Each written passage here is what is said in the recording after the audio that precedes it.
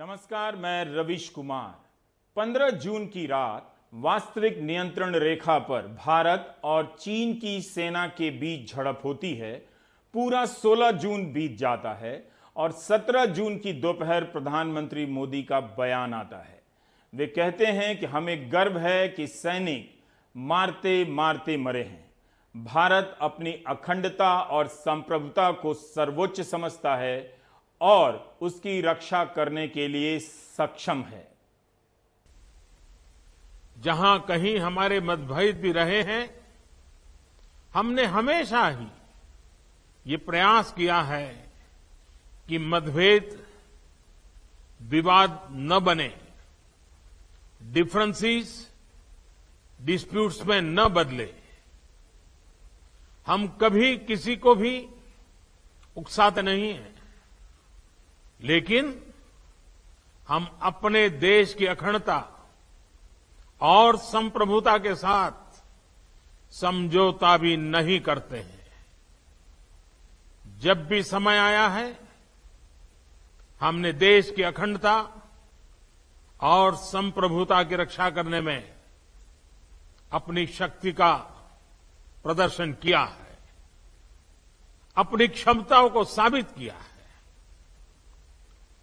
त्याग और तितिक्षा हमारे राष्ट्रीय चरित्र का हिस्सा है, लेकिन साथ ही विक्रम और वीरता भी उतना ही हमारे देश के चरित्र का हिस्सा है। मैं देश को भरोसा दिलाना चाहता हूं, हमारे जवानों का बलिदान व्यर्थ नहीं जाएगा। हमारे लिए भारत की अखंडता और संप्रभुता सर्वोच्च है और इसकी रक्षा करने से हमें कोई भी रोक नहीं सकता। इस बारे में किसी को भी जरा भी भ्रम या संदेह नहीं होना चाहिए। यह एक तरह से वाजिब, संतुलित और संयमित बयान है। उस तरह की आक्रामकता नहीं है जो पहले के मौके पर देखी जाती रही है या जिसकी अपेक्षा की जा रही थी। प्रधानमंत्री ने इस बयान के बाद मुख्यमंत्रियों के साथ 2 मिनट का मौन रखा और शहीदों को श्रद्धांजलि दी और उसके बाद तय कार्यक्रम को आगे बढ़ाया। 16 जून को भी इसी तरह की बैठक हो रही थी। उसके बहुत पहले ही यह खबर आ गई थी कि चीन और सेना के बीच हुई झड़प में एक अफसर और 2 सैनिक शहीद हो गए हैं। मगर मुख्यमंत्रियों के साथ हो रही बैठक में प्रधानमंत्री ने ना तो इसका जिक्र किया, ना शहीदों को श्रद्धांजलि दी। 14 फरवरी 2019 को पुलवामा में आतंकी हमला हुआ था।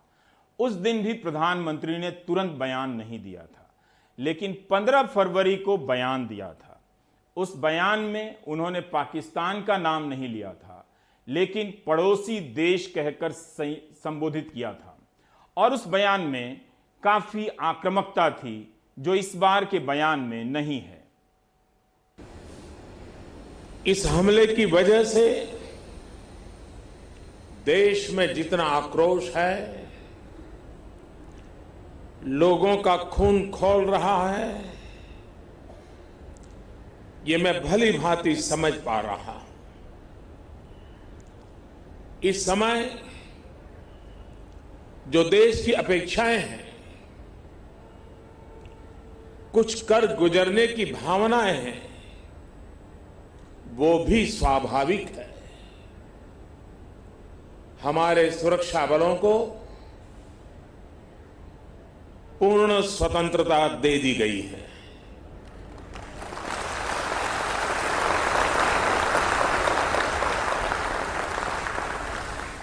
तो आपने सुना पुलवामा के वक्त प्रधानमंत्री के तेवर कैसे थे। दोनों तेवरों में अंतर हो सकता है। इस बात की गंभीरता को समझिए कि हर समय चुनाव का खेल नहीं चल रहा होता है, ना ही टीवी के डिबेट के अनुसार नेताओं को परफॉर्म करना पड़ता है। अपनी शर्तों पर शब्दों का चुनाव और कदमों का चुनाव हमेशा ही किया जाना चाहिए। ये हमेशा ही उचित बात है। और यह भी खबर आई कि प्रधानमंत्री ने 19 जून को शाम 5 बजे सर्वदलीय बैठक बुलाई है, जिसकी मांग विपक्ष के कई नेता कर रहे थे। 2 दिन पहले हिंदुस्तान के 20 सैनिक शहीद हुए, उनको उनके परिवारों से छीना गया। चाइना ने हिंदुस्तान की जमीन छीनी है, हमारी जमीन हड़पी है। प्रधानमंत्री जी, आप चुप क्यों हैं? आप कहां छुप गए हैं? आप बाहर आइए। पूरा देश, हम सब आपके साथ खड़े हैं, एक साथ खड़ा हुआ है आपके साथ देश। बाहर आइए, देश को सच्चाई बताइए, डरिए मत। 17 जून की सुबह जब विपक्ष आक्रामक हो गया कि प्रधानमंत्री क्यों नहीं बोल रहे हैं, बाकी मंत्री क्यों नहीं बोल रहे हैं, तब बहुत देर के बाद दोपहर में रक्षा मंत्री राजनाथ सिंह का ट्वीट आता है और वो अपने ट्वीट में लिखते हैं कि गलवान में जवानों की शहादत पीड़ादायक है। हमारे जवानों ने अदम्य साहस और वीरता का परिचय दिया है, भारतीय सेना की महान परंपराओं पर चलते हुए कुर्बानी दी है। देश उनके बलिदान को कभी नहीं भूलेगा। मेरी संवेदना परिजनों के साथ है। देश इस मुश्किल घड़ी में उनके साथ कंधे से कंधा मिलाकर खड़ा है। हमें अपने बहादुर जवानों पर गर्व है। तो आपने देखा कि रक्षा मंत्री ने भी अपने ट्वीट में चीन का नाम नहीं लिया है। उनका बयान बेहद संक्षिप्त है और मौके के अनुसार औपचारिक है। न्यूज चैनलों की जरूरत के हिसाब से नहीं है। मसलन घुस के मारेंगे, मुंहतोड़ जवाब देंगे, कड़ी कार्रवाई करेंगे, वगैरह वगैरह। इस घटना से पहले बेशक गृह मंत्री अमित शाह का कुछ आक्रामक सा लगने वाला बयान आया था, और जिसमें एक बयान में वो कह रहे हैं, जो कि छपा भी है, कि सीमा और संप्रभुता की रक्षा करने के मामले में भारत का भी नाम लिया जाने लगा है, जबकि इससे पहले सिर्फ अमेरिका और इजराइल का नाम लिया जा रहा है। अब आते हैं क्रोनोलॉजी पर। 16 जून की दोपहर 12:52 पर पहली बार आधिकारिक बयान आता है कि भारत और चीन के बीच आक्रामक आमना सामना हुआ है, जिसमें एक अफसर और 2 जवान भारतीय पक्ष के शहीद हुए हैं, मारे गए हैं। यह शब्द, किल्ड शब्द का इस्तेमाल हुआ है। उसके कुछ देर बाद संशोधित बयान आता है सूत्रों के हवाले से, और उसमें जोड़ा गया है कि दोनों पक्षों के जवान मारे गए हैं। आधिकारिक बयान में अभी तक नहीं आया है कि चीन के कितने जवान मारे गए। काफी देर हो गई, 16 जून पूरा बीत गया, नहीं आया। 17 जून भी गुजरने लगा, तब तक नहीं आया आधिकारिक बयान में कि चीन के कितने जवान मारे गए हैं। इसके बाद कई घंटे बीत जाते हैं 16 जून को, और कुछ बयान नहीं आता है। 10:22 पर जब रात हो जाती है, तब एक दूसरा आधिकारिक बयान आता है, और उसमें स्वीकार किया जाता है कि मारे गए सैनिकों की संख्या 3 नहीं 20 है। बयान बहुत संक्षिप्त है और अंग्रेजी में है। Indian and Chinese troops have disengaged at the Galwan area where they had earlier clashed on the night of 15-16 June 2020. 17 Indian troops who were critically injured in the line of duty at the standoff location and exposed to sub-zero temperatures in the high altitude terrain have succumbed to their injuries, taking the total that were killed in action to 20. Indian Army is firmly committed to protect the territorial integrity and sovereignty of the nation. सेना ने हिंदी में बयान नहीं दिया, इसलिए अंग्रेजी वाला बयान शब्दशः पढ़ा। हालांकि मेरा उच्चारण ठीक नहीं है। यह इसलिए पढ़ा ताकि पता चले कि ऐसे वक्त में सेना किन शब्दों का इस्तेमाल करती है। कई लोग जिनके पास कोई समय नहीं होता है, वो लाल लाल घेर कर स्क्रीनशॉट लेकर वायरल करा रहे होते हैं कि आपने किल्ड क्यों लिखा, मार्टर यानी शहीद क्यों नहीं लिखा। इसीलिए मैंने अंग्रेजी वाले बयान को पढ़ा ताकि पता चल जाए कि सेना ने ही अपने आधिकारिक बयान में किल्ड शब्द का इस्तेमाल किया है। सेना बेहतर समझती है कि किस वक्त में किस तरह के शब्दों का इस्तेमाल किया जाता है या किया जाना चाहिए। इसलिए वायरल कराने वालों से जरा सावधान रहिए। इससे भी बड़े बड़े प्रश्न हैं जो सरकार से पूछे जाने चाहिए, उन पर ध्यान दीजिए। अब मैं इस बयान को आपको हिंदी में अनुवाद करके भी पढ़ के सुना देता हूं। भारत और चीन की सेनाएं गलवान इलाके में पीछे हटी हैं, जहां इससे पहले 15-16 जून 2020 की रात उनके बीच झड़प हो गई थी। एक दूर दराज के ऊंचाई वाले इलाके में शून्य से नीचे तापमान में अपना फर्ज निभाने के दौरान 17 भारतीय जवान गंभीर रूप से घायल हो गए। बाद में उन्होंने दम तोड़ दिया। इस तरह वहां कार्रवाई के दौरान मरने वाले सैनिकों की संख्या 20 हो गई। भारतीय सेना राष्ट्र की अखंडता और संप्रभुता की रक्षा के लिए पूरी तरह प्रतिबद्ध है। 16 जून को करीब 1 बजे पहला आधिकारिक बयान आता है और 10 घंटे बाद दूसरा आधिकारिक बयान आता है। इस दौरान शहीद होने वाले सैनिकों की संख्या 3 से बढ़कर 20 हो जाती है, लेकिन नाम नहीं बताए जाते हैं, उनका पता नहीं बताया जाता है। आधिकारिक बयान में 17 जून की दोपहर 3 बजे तक इंतजार होता रहा कि नाम अब आएगा, अब आएगा। प्रक्रियाओं में देरी हो जाती है। आमतौर पर सेना बहुत ही कम समय में अपने बहादुर जवानों की तस्वीरें और डिटेल ट्विटर पर ही जारी कर देती हैं। कुंदन यादव चीन की सेना से लड़ते हुए शहीद हुए थे। कुंदन के गांव का इलाका कोसी की बाढ़ की चपेट में आता रहता है। इन्हीं घरों और हालात से हमारे सैनिक आते हैं, जिनके शहीद होने पर प्रधानमंत्री को ट्वीट करने में काफी वक्त लग गया और बयान देने में भी। उन लोगों का भी वक्त अच्छा खासा कट जाता है जो दिन भर ट्विटर पर ही जीवन काट रहे होते हैं। 2 बच्चे हैं कुंदन के, 6 साल और 4 साल के। 2012 में कुंदन बिहार रेजिमेंट में भर्ती हुए थे। 8 साल की नौकरी के बाद शहीद कुंदन यादव के पिता बदला चाहते हैं। इंसाफ चाहिए, जो शहीद हुए हैं उसका बदला हमें चाहिए, उसका बदला चाहिए। जिस तरह से शहादत हुआ है, आप जो है अपने पति का बदला चाह रही हैं जी। आखिरी बार कब बात हुई थी और क्या बोले थे वो? 9 तारीख को बात हुई। कर्नल बी संतोष बाबू की तस्वीर से निगाह ही नहीं हटती है। 15 साल का अनुभव है, फिर भी उनके चेहरे पर किसी प्रकार के अफसरी का अभिमान नहीं है। शायद विनम्रता में ही सच्ची वीरता होती है। वर्दी के पीछे का यह इंसान हमारी आपकी तरह सामान्य लगता है, मगर 16 जून को 2 आधिकारिक बयान में इनका नाम नहीं था, ना ही उन 2 जवानों का, जिसकी शहादत सच्ची थी, औपचारिक थी, आधिकारिक थी। उसका नाम आधिकारिक बयान में नहीं लिया गया। संतोष बाबू ने इसी रविवार अपने पिता से बात की और कहा कि मीडिया में जैसा है उससे अलग हैं हालात। एक सैनिक अफसर भी मीडिया में दिखाए जाने को लेकर आश्वस्त नहीं है। वह जो जमीन पर देखता है, मीडिया में कुछ और दिखाई देता है। 16 जून को जब पहली बार आधिकारिक बयान आया, उसमें 16 बिहार रेजिमेंट के कमांडिंग अफसर कर्नल बी संतोष बाबू का नाम नहीं था। एक अफसर के शहीद होने की बात भर थी। ऐसे सेना ट्विटर पर शहीद होने वाले हर जवान का नाम और तस्वीर तुरंत जारी कर देती है। तेलंगाना के सूर्यापेट के रहने वाले थे, माता पिता की इकलौती संतान। मां ने कहा दुखी तो हैं मगर गर्व भी है। इस फ्रेम में एक भरा पूरा परिवार दिख रहा है, अब अधूरा हो गया है। और ऐसा करते करते दोपहर के 4 बज गए। 17 जून करीब करीब आधा बीत गया था। शहीद होने वाले जवानों के नाम और उनका पता जारी किया जाता है। ये 7 राज्यों के सैनिक हैं। वैसे तो पूरा देश ही आहत है, लेकिन जिन जिलों में इनके शहादत की खबरें पहुंची हैं, वहां ज्यादा सनसनी है, सनसनाहट है। कर्नल बी संतोष बाबू, हैदराबाद, तेलंगाना। नायब सूबेदार एन सोरेन, मयूरभंज, ओडिशा। नायब सूबेदार मनदीप सिंह, पटियाला, पंजाब। नायब सूबेदार सतनाम सिंह, गुरदासपुर, पंजाब। हवलदार के पलनी, मदुरई, तमिलनाडु। हवलदार सुनील कुमार, पटना, बिहार।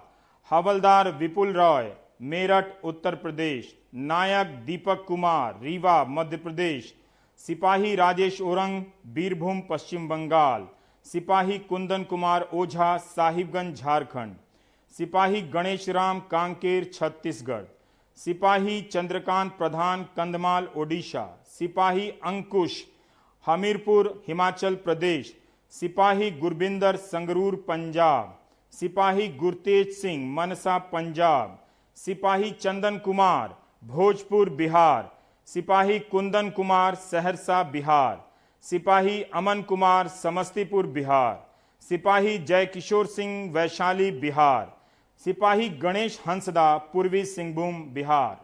अब भी हम नहीं जानते कि गलवान घाटी में क्या हुआ। आधिकारिक तौर पर हम घटनाओं को क्रमबद्ध तरीके से नहीं जानते। बेशक उन पत्रकारों को पता है सूत्रों के हवाले से जो रक्षा को लंबे समय से कवर करते रहे हैं, जिनमें से मैं नहीं हूं। आखिर ऐसा क्या हुआ कि लद्दाख के पास गलवान घाटी में भारत और चीन के सैनिकों के बीच हिंसक झड़प होती है और इस झड़प में 20 सैनिकों की जान चली जाती है। इसको समझने के लिए आपको 6 जून की घटना पर गौर करना पड़ेगा, जब भारत और चीन के लेफ्टिनेंट जनरल अधिकारियों के बीच में बातचीत होती है। उस बातचीत में समझौता होता है कि 1.5 महीने से जो भारत और चीन के सैनिक आमने सामने हैं वो पीछे हट जाएंगे और इसी के तहत 15 जून की करीब 4 बजे से लेकर 5 बजे के बीच 16 बिहार के सीओ कर्नल संतोष बाबू की अगुवाई में भारतीय सैनिकों का एक दल गलवान घाटी जाता है और वहाँ पर जो चीनी सैनिकों जो वहाँ थे मौजूद उनको कहता है कि आपने जो अस्थायी जो टेंट बना रखे हैं उसको हटाइए। जैसे ही भारतीय जो से दल ये बात कहता है तो चीनी सैनिकों का व्यवहार जो है एग्रेसिव हो जाता है और जो मारपीट पे उतारू हो जाते हैं, पत्थर चलाने लगते हैं और उस दौरान जो है भारतीय पक्ष के जो सीओ होते हैं 16 बिहार के, वो गंभीर रूप से घायल हो जाते हैं। तुरंत उनको निकाला जाता है, अस्पताल लाया जाता है, लेकिन उनको बचाया नहीं जा सका। इस दौरान पीछे से जो भारतीय दल हैं और भी लोग वहाँ पहुँचते हैं और शाम से लेकर देर रात तक दोनों पक्ष के बीच में धक्का मुक्की होती है, लाठी चलते हैं, डंडे चलते हैं, पत्थर एक दूसरे पर फेंका जाता है। आपको ये बता दें कि ये जो जगह है, तापमान उस समय जो हो रहा था -15 डिग्री के आसपास था। संकड़ी पहाड़ी है और इस वजह से हमारे कई सारे जवान जो है गलवान नदी के नीचे हिस्से में गिर जाते हैं, जहाँ तापमान इतना कम होता है कि उनको हाइपोथर्मिया हो जाता है। कई ऐसे जवान जो थे जिनको अस्पताल पहुंचाने से पहले उनकी मौत हो जाती है। तो आप समझ सकते हैं कि जब भारतीय दल इस घटना के लिए तैयार नहीं था, जब वो चीनी सैनिकों से कहने के लिए गए थे कि आप जो समझौता हुआ है उसको पीछे हट जाइए, लेकिन चीनी सैनिक जो हैं ये बात मानने को तैयार नहीं होते, वो हटने को तैयार नहीं होते और ऐसी हरकत करते हैं जिस वजह से भारतीय सैनिक जो है 20 सैनिक जो है हाथाहाथ होते हैं। हालांकि जब भारतीय सैनिक जब दोबारा वहाँ पहुँचते हैं, कार्रवाई वो अपनी करते हैं, जवाबी कार्रवाई करते हैं, तो चीन के भी करीब 40 से 50 सैनिक के जो है मारे जाने की खबर है। ऐसे वक्त में सरकार अपना वक्त लेती है, मिलना भी चाहिए। जोखिम उन लोगों ने उठाया जो इस माहौल में सरकार से सवाल कर रहे थे कि उस सीमा पर क्या हो रहा है। यह इतना बड़ा जोखिम है कि आईटी सेल और गोदी मीडिया के जमाने में आसान बात नहीं है कि राष्ट्रीय सुरक्षा के मसले पर आप सरकार से सवाल कर दें। तुरंत ही आपको देशभक्त से अलग देखा समझा जाने लगता है और गद्दार तक कहा जाने लगता है। इसी माहौल में और उसी दौरान कांग्रेस के सांसद राहुल गांधी लगातार सवाल उठाने लगे थे और राहुल ने चीन को लेकर सवाल पूछना शुरू कर दिया था कि सरकार क्यों नहीं बता रही है कि वहां पर वस्तु स्थिति क्या है। 26 मई को वीडियो कॉन्फ्रेंसिंग के जरिए राहुल गांधी ने पहली बार कहा था कि बॉर्डर में जो कुछ हो रहा है उसके बारे में सरकार को बताना चाहिए। लद्दाख और चीन के बीच मसला है, इसलिए पारदर्शिता जरूरी है जो वो नहीं देख रहे हैं। 29 मई को राहुल गांधी ने यह ट्वीट किया था कि सीमा पर चीन के साथ हो रहे तनाव पर सरकार की चुप्पी से अटकलें बढ़ रही हैं। सरकार को वस्तु स्थिति के बारे में बताना चाहिए कि क्या हुआ है। 3 जून को टाइम्स ऑफ इंडिया की खबर का लिंक ट्वीट करते हुए सवाल करते हैं कि क्या भारत की सीमा में चीन के जवान घुस गए हैं। 5 जून को राहुल गांधी का ट्वीट है कि सभी देशभक्त लेफ्टिनेंट जनरल पनाग का लेख पढ़ें। 8 जून को ट्वीट करते हैं कि मीडिया डरा हुआ है लेकिन सत्य छिपाया जा रहा है, मगर हमारी सेना के अफसरों और जवानों की रगों में सच्चाई दौड़ती है, उन्हें पता है कि क्या हो रहा है। 9 जून को राहुल गांधी का ट्वीट है कि क्या रक्षा मंत्री बताएंगे कि लद्दाख में चीन ने कब्जा किया है। 10 जून को राहुल गांधी ट्वीट करते हैं कि चीनी हमारे इलाके में घुस आए हैं और प्रधानमंत्री चुप हैं।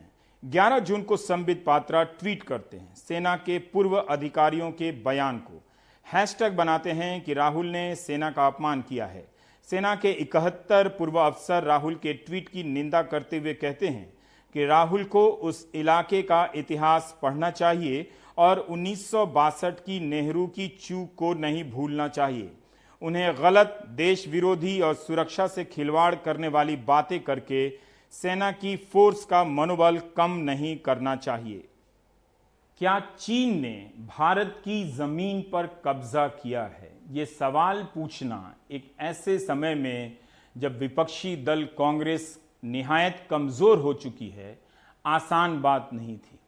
और उतनी ही आसान बात थी सरकार के लिए कि चूंकि राहुल गांधी ने पूछा है, इसलिए उसका मजाक भी उड़ाया जा सकता है और कुछ भी जवाब दिया जा सकता है।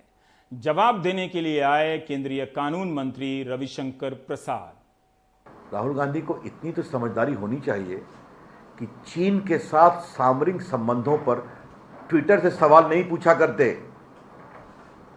कम से कम चुनौती भरे मामलों में, विदेश नीति में, क्या वो खुलकर इस तरह से सवाल पूछना उनका लाजिमी है क्या? हम देश भर के साथ सद्भाव और शांतिपूर्ण तरीके से रास्ता निकालते हैं और निकालेंगे। राहुल गांधी जी, कृपया कर करके आप थोड़ा सा इन चीज़ों को सीखिए। आप वही हैं जिन्होंने बालाकोट के हमले के बाद भी सबूत मांगा था। राहुल गांधी जी, आप वही हैं जिन्होंने उरी पर हमले पर भी सेना की शहीदों की शहादत का सबूत मांगा था, और आज चीन पर भी वही सवाल कर रहे हैं। राहुल गांधी थोड़ा समझें, वरना चीन की कहानी आएगी और कांग्रेस ने चीन के साथ किस तरह से चीजों को संभालने की कोशिश की थी, तो बहुत चीजें निकलेंगी। कम से कम अभी देश में एकता रहे, बहुत जरूरी है। सिर्फ इसी प्रश्न का जवाब नहीं दिया गया कि क्या चीन ने भारत की जमीन का अतिक्रमण किया है। उसके अलावा रविशंकर प्रसाद ने सारी बातें कह दी, वही 70 साल वाली बात। आज क्या हो रहा है इसका जवाब देना चाहिए था, तो उन्होंने कहा कि इतिहास यानी खतियान रख देंगे और बता देंगे कि क्या क्या हुआ। सबको पता है कि 1962 में क्या क्या हुआ था, लेकिन रविशंकर प्रसाद जब ये कहते हैं कि यह आज का भारत 1962 का भारत नहीं है, तो उन्हें यह भी बताना चाहिए कि 15 जून की रात हमारे सैनिक शहीद होते हैं और उन्हें श्रद्धांजलि देने या उनकी शहादत पर टिप्पणी करने में उस सरकार को 17 जून तक इंतजार क्यों करना पड़ता है, जो सरकार 1962 वाली नहीं है। रविशंकर प्रसाद को यह बात समझनी चाहिए कि सरकार से ऐसे वक्त में प्रश्न करना बिल्कुल ही जायज बात है। अगर उन्हें लगता है कि यह जायज बात नहीं है, तो उन्हें अपनी ही इस पुरानी क्लिपिंग को देखनी चाहिए और फिर पब्लिक में आकर स्पष्ट करना चाहिए कि उनकी राय क्यों बदल गई, तब क्यों नहीं बदली, अब क्यों बदल गई। सुनिए। 17 जून को चीन की ओर से भारत की सीमा पर फिर अतिक्रमण किया गया है। ये चुमार क्षेत्र जो है लद्दाख के पास का, वहां हुआ है। कैमरा छीन लिए गए और पोस्ट पर भी वो लोग चले आए। The BJP would like to ask the government of India why this incident was not conveyed to the public earlier, why it was deliberately suppressed। जो अप्रैल 15 की घटना हुई थी दौलत बेग ओल्डी सेक्टर में, 21 दिन चली थी, उसके बाद चीन के प्रधानमंत्री भारत आए थे, कहा गया था सब ठीक है। एक हमारा एप्रीहेंशन है कि क्या एंथोनी साहब की जो चीन यात्रा हुई थी और उसके पहले मेनन साहब जो नेशनल सिक्योरिटी एडवाइजर हैं, उनकी चीन यात्रा हुई थी, उसकी यात्रा के सहूलियत को बताने के लिए इसे दबाया गया? यह बहुत गंभीर सवाल है, हम इसका उत्तर जानना चाहेंगे। यह प्रेस कॉन्फ्रेंस 10 जुलाई 2013 की है। तब रविशंकर प्रसाद पूछ रहे हैं कि मनमोहन सिंह सरकार क्यों नहीं बता रही है कि लद्दाख में चीनी सेना ने घुसपैठ की है या नहीं। आरोप लगा रहे हैं कि मनमोहन सरकार जानकारी छिपा रही है, जो ठीक राहुल गांधी इस वक्त कर रहे हैं? ये सारे सामान्य प्रश्न हैं जो कभी भी किसी वक्त किसी से किए जा सकते हैं, किसी मंच से, लेकिन इन्हें अब मुश्किल बना दिया गया है। मीडिया के जरिए एक माहौल रच दिया जाता है। राहुल गांधी तो विपक्ष के एक नेता हैं, उनके लिए तो फिर भी आसान है, लेकिन उन पत्रकारों के लिए ऐसे माहौल में इन प्रश्नों को उठाना, लगातार अपनी खोजी पत्रकारिता से सरकार के दावों से अलग बातें रखना आसान नहीं होता है। इन्हीं में से एक हैं कर्नल अजय शुक्ला। कर्नल अजय शुक्ला जिस तरह से इस मसले पर लिख रहे थे, आज के दौर में हैरानी होनी चाहिए। जहां सेना की खबरों को कब गद्दारी की चादर में लपेटकर ट्विटर पर ट्रोल कर दिया जाए, टीवी चैनलों को लगा दिया जाए, कैसे अजय पहले दिन से लिख रहे हैं कि चीन ने दखल किया है, उसकी चाल ठीक नहीं है। एक पत्रकार की खबर सही होती चली गई, सरकार की खबर गलत होती चली गई। नुकसान देश का हुआ, जवानों का हुआ। जैसा कि मैंने कहा कि क्रोनोलॉजी से इन घटनाओं को समझने की जरूरत है। 17 जून की दोपहर को चीन की तरफ से खबर आती है। चीन कहता है कि गलवान घाटी उसका इलाका है, भारत ने उसके इलाके में घुसपैठ की है। चीन के विदेश मंत्रालय की तरफ से बयान जारी किया जाता है। The Indian border troops flip-flopped and seriously violated our bilateral protocols on border-related issues and the consensus of our commander-level talks, which severely undermined our military-to-military relations and the feelings of our two peoples. We ask India to strictly discipline its frontline troops, stop all infringing and provocative activity at once, and work with China and come back to the right track of resolving the differences through dialogue and talks.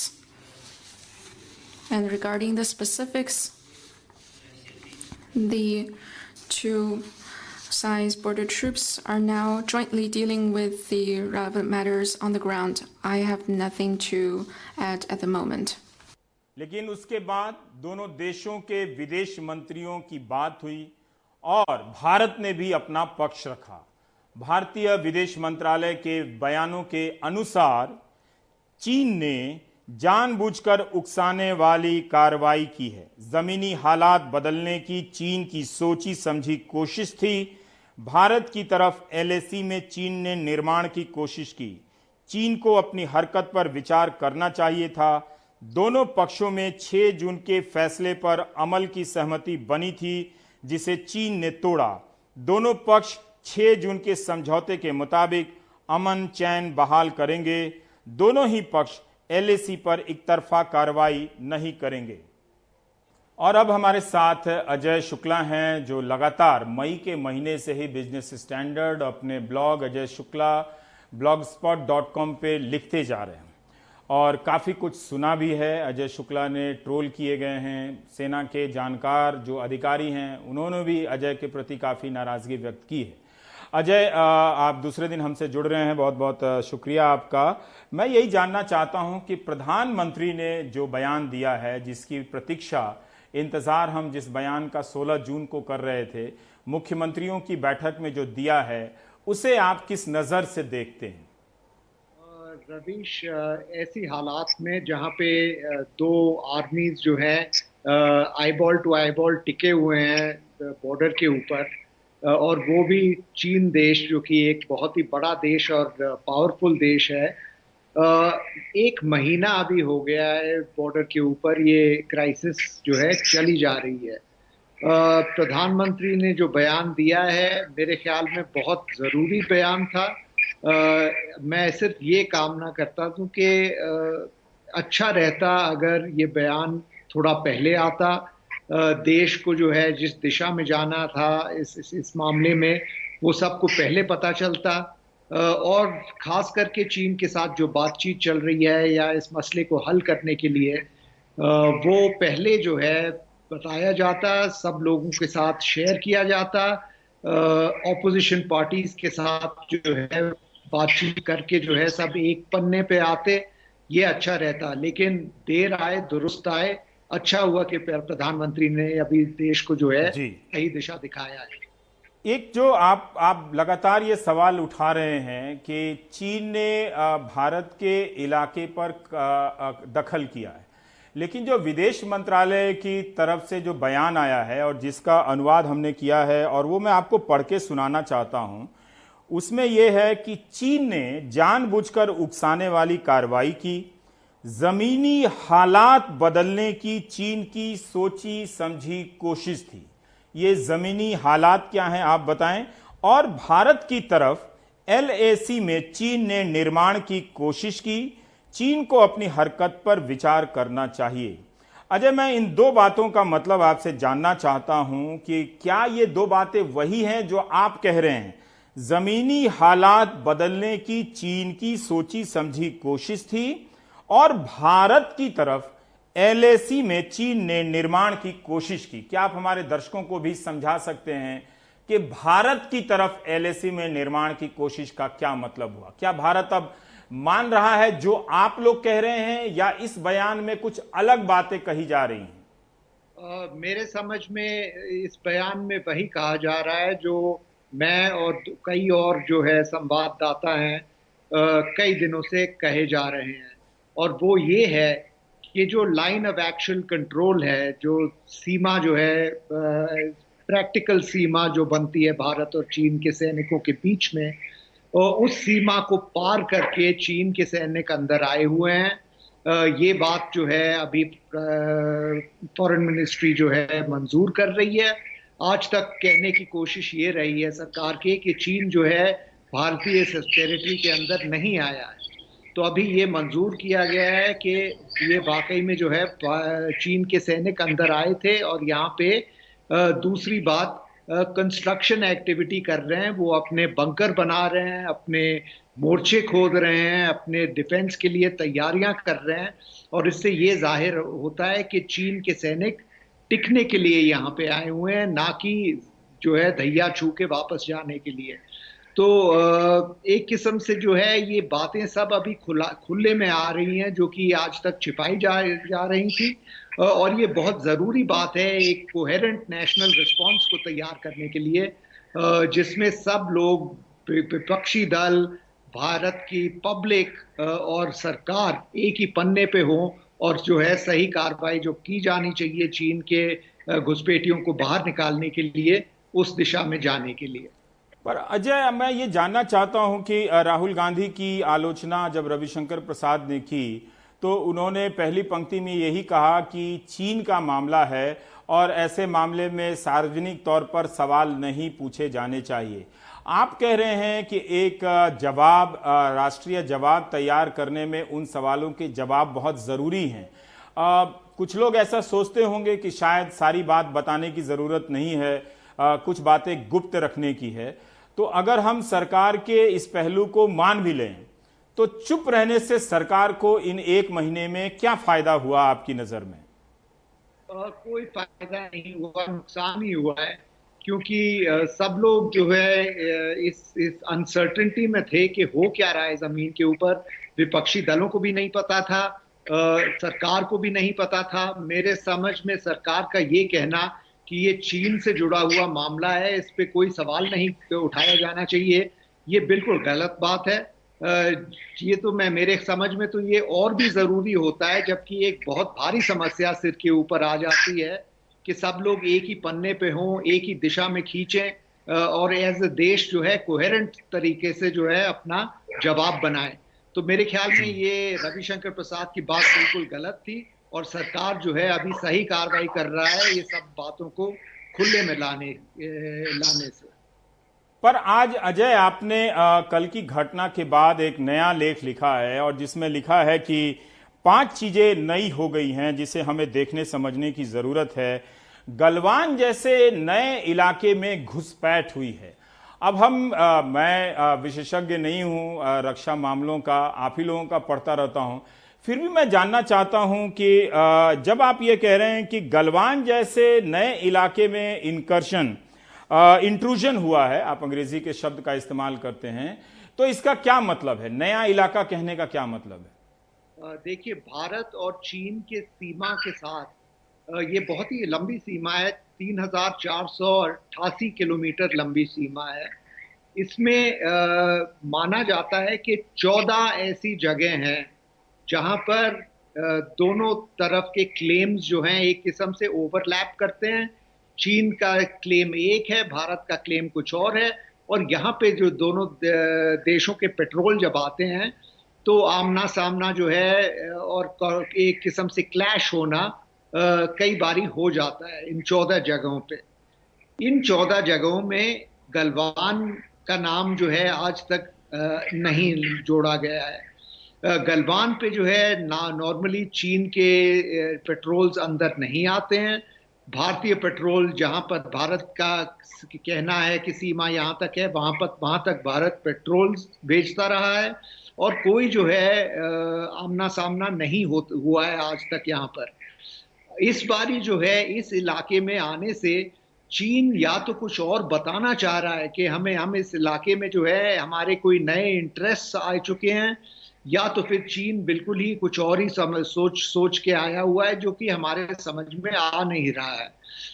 मेरे समझ में जो है गलवान में चीन इस वजह से इस बार ही आया है क्योंकि भारत ने वहां पे जो है एक नया रोड बनाया हुआ है, जो पिछले साल राजनाथ सिंह ने जी एक नए पुल का उद्घाटन किया था उस रोड के ऊपर। चीन का समझ ये है मेरे ख्याल में कि इस रोड के ऊपर उनका भी दबाव होना चाहिए, उनका भी कंट्रोल होना चाहिए, और ये कंट्रोल को एक्सरसाइज करने के लिए उन्होंने सैनिक गलवान में भेजे हैं इस बार।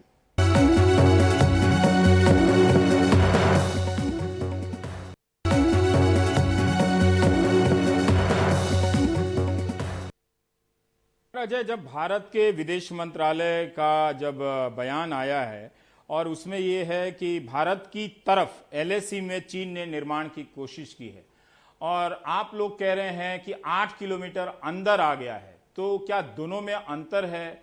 क्या आप या HS पनाग लेफ्टिनेंट जनरल उन्होंने भी लिखा है कि वो भारत के इलाके में चला आया है, लेकिन इस बयान से लग रहा है भारत की तरफ बढ़ गया है मगर भारत के इलाके में नहीं आया है।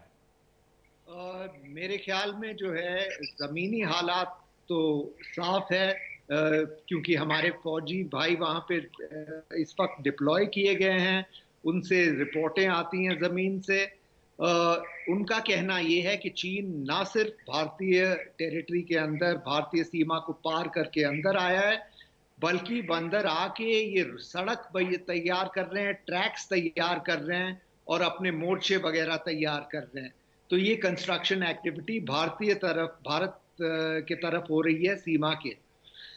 मेरे ख्याल में जो है ये जो टिप्पणी दी गई है विदेश मंत्रालय से, इसमें और क्लैरिटी आनी चाहिए। शायद इसके समझने में लोगों को जो है कुछ मुश्किल पेश आ रहा है। आप काफी आश्वस्त हैं अपनी बातों और जानकारियों को लेकर, एक जिद्दी संवाददाता की तरह, कि आप अपने सोर्स और सूचनाओं पर बहुत मजबूत पकड़ रखते हैं और उस पर कायम हैं। लेकिन सरकार ऐसा मान नहीं रही अपने सारे बयानों को, अगर आप देखें तो। और इसकी वजह से मैं ट्विटर पर देख रहा था अजय कि आपको काफ़ी ट्रोल किया गया है, और यही नहीं, जो सेना से जुड़े हुए वरिष्ठ अफसर हैं, जो रिटायर्ड लोग हैं, वो लोग भी आपसे कह रहे हैं कि इस तरह से नहीं कहना चाहिए। अजय, देखिए, हमारा काम एक संवाददाता होने के नाते ये है कि आम जनता के सामने, पब्लिक के सामने सत्य जो है पेश करना है, सच्ची खबर सुनानी है, और ये नहीं सोचना है कि ये जो है किसी के हित में है या किसी के हित में नहीं है। ये सब बातें जो हैं किसी और के लिए होती हैं। जो लोग जो है खबर नहीं जो है सामने, पब्लिक के सामने देखना चाहते हैं, उनका कहना हमेशा होता है कि ये एंटी नेशनल है, ये जो है देश के हित में नहीं है। ये सब बहानेबाजी है। मेरे ख्याल में पब्लिक जो है एक बहुत अक्लमंद पब्लिक है। वो सब जानना चाहती है, वो सब समझना चाहती है, वो सब अपने नतीजों पे पहुंचना चाहती है, और हमारा काम एज ए कॉरेस्पॉन्डेंट ये है कि उनको जो है पब्लिक को इस नतीजे पे पहुंचने में पूरी मदद करनी चाहिए। तो मैं किसी से माफी नहीं मांगता हूँ, जो मैंने किया है मेरे ख्याल में देश के हित में किया है। अजय, एक और सवाल है कि क्या आपको लगता है कि युद्ध की आशंका इसमें नजर आती है? ये भी खबर आ रही है कि दोनों पक्षों में अब डायलॉग कायम हो गया है, दोनों विदेश मंत्री अब आपस में बात कर रहे हैं, कमांडर स्तर पर बातचीत होने लगी है। तो क्या ये समझें कि जब ये कहा जा रहा है कि तनाव कम हो गया या स्थिति सामान्य हो गई, तो क्या इसका मतलब ये भी है कि जहां तक चीन आगे बढ़ा है वहां से चीन पीछे हट गया? जी नहीं, हमारे सूत्रों का कहना ये है कि चीन जो है बिल्कुल पीछे नहीं हटा है अभी तक। वो बातें जो कर रहा है वो पीस के तरफ बढ़ने की बातें कर रहा है, कह रहा है कि भारत और चीन दोनों एक साथ मिलकर इस समस्या को हल कर देंगे। लेकिन मेरी समझ में समस्या को हल अगर असलियत में चीन में करना हो तो उसको अपने सैनिकों को उठाना होगा, जहां सीमा है उससे पीछे हटना होगा, और जब दोनों तरफ के सैनिक अपने अपने तरफ पे वापस पहुंच गए होंगे तब जो है पीस और शांति का माहौल ऑटोमेटिकली पैदा हो जाएगा। तो ये सब बातें हैं, प्रोपेगेंडा है। ना चीन का प्रोपेगेंडा सुनना चाहिए, ना हमें भारत का प्रोपेगेंडा सुनना चाहिए। हमें तो जमीनी हालात देखने हैं और उस मुताबिक रिपोर्ट करना चाहिए। और मेरे को पूरा विश्वास है कि ये वो दिन आएगा जल्दी जबकि भारत चीन के सैनिक पीछे हट जाएंगे, भारत के सैनिक अपने तरफ तक अपना कंट्रोल एक्सरसाइज करेंगे और मामला पूरी तरह हल हो जाएगा। बहुत बहुत शुक्रिया अजय, संयमित तरीके से बताने के लिए। आपने चीखा चिल्लाया नहीं, किसी को ललकारा नहीं, बल्कि जो आपके सामने जानकारियां उपलब्ध हैं उसके हिसाब से आपने एक बहुत ही सामान्य तरीके से बातों को रखा है ताकि लोग अतिरिक्त उत्सुकता या फिर आवेश के से हटकर इन चीज़ों को देखें समझें। बहुत बहुत शुक्रिया अजय शुक्ला।